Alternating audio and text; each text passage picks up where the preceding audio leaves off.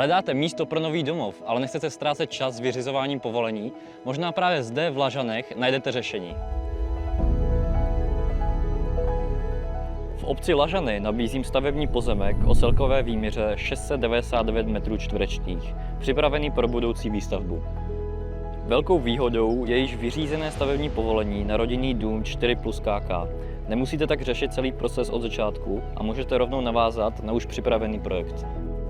Na hranici pozemku je připravené napojení na elektřinu. Vodovodní přípojka je navržena přímo na parcele a odpady jsou řešeny pomocí domácí čistírny odpadních vod.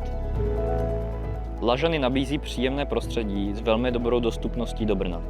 Do centra Brna se autem dostanete za 20 minut, takže můžete být během chvíle ve městě a zároveň mít doma více klidu, prostoru a soukromí. Pokud vás tento pozemek zaujal, ozvěte se mi.